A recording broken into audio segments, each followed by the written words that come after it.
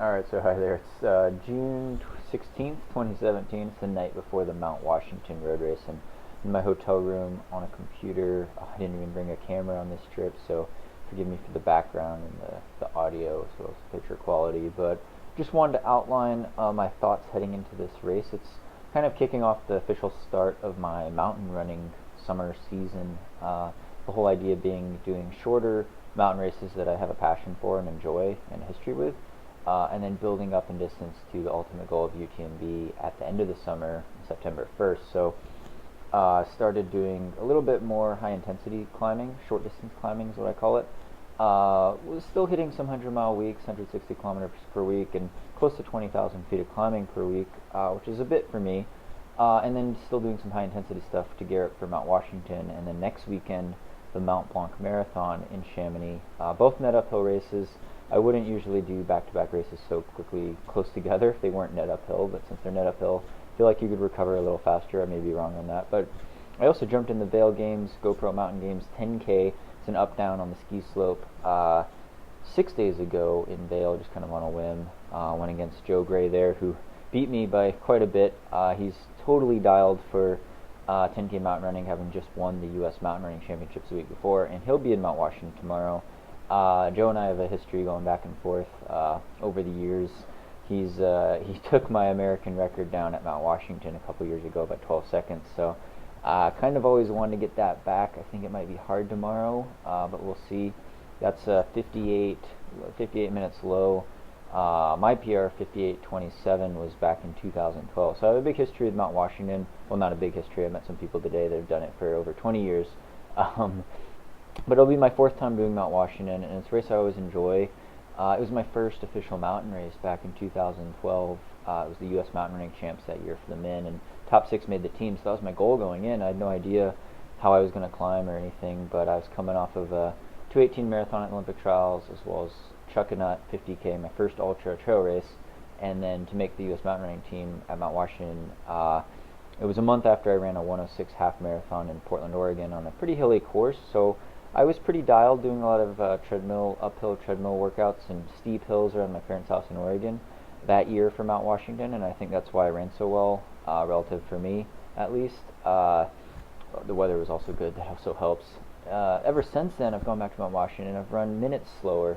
I ran 62 or 63 minutes one year. That was a week after doing a 50-mile trail ultra, and then 2014 was the last time I was on the big hill, and I ran an hour, 61 minutes about, and I just don't think I was dialed in enough for the high intensity, and I still know if I am, coming down from 50-mile ultras like Transvolcania, and for me, even racing Lake Sonoma, it's kind of a different focus, but any service, any distance, no excuses. I'm going to put myself out there tomorrow, at least try to be under 60 minutes again. It's going to be fierce competition. I know Joe's going to bring it, Joe Gray.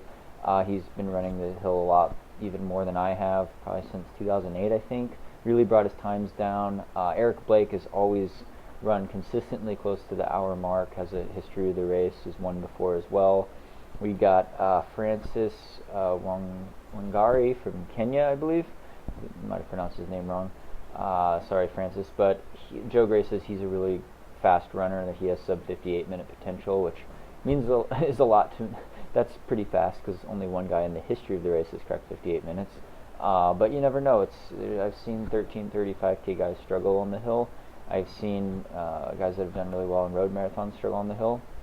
And then other guys like Zach Miller, who are pure strength runners, pure ultra runners, beat some of those speedy track guys, because it is about climbing mechanics, running economy on an average grade of 12% incline, even though it's a road race, for 4,700 feet of vertical gain, or about 1,500 meters of vertical gain over 12K, or 7.5, 7.6 miles, however long the race is. So that's Mount Washington.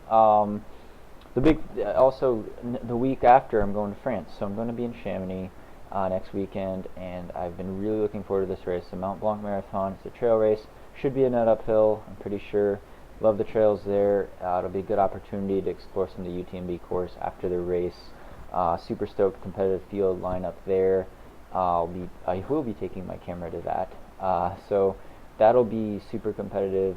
European mountain style racing, and just hopefully a blast. But then the goal is to extend endurance and to actually put in the big mileage weeks, the big vertical weeks, so 140, 150 mile training weeks and 30,000 feet of climbing a week type of training, to extend that endurance for the long climbing ability, which is a different skill set almost, for jumping in the Speedgoat 50K in late July as part of the tune-up, but ultimately extending that endurance to try to cover the 100 miles at UTMB as best as possible in the mountains. So it's all mountain running focus, but it is different distance focus, and it's starting at the shorter end, high intensity stuff, which is more of my background initially in the sport, and something I still really enjoy. I just have a passion for net uphill races that are shorter in nature, but then extending that endurance to covering long ultra marathon distances, 107, 108 miles at UTMB,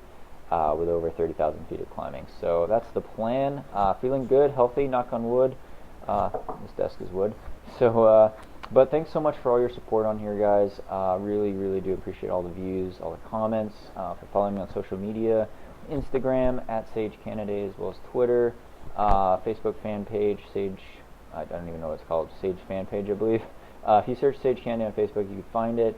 Sorry I can't give it back to all the messages or comments, but really do appreciate them, as well as the Patreon supporters. Got some exciting film projects coming out, as well as stuff I'm always editing and working on, and I will take my camera to Chamonix to get you guys some footage over there on the trails. Hopefully the weather's good, but thanks so much again. Hope your running's going well, and stay tuned for more Sage running videos.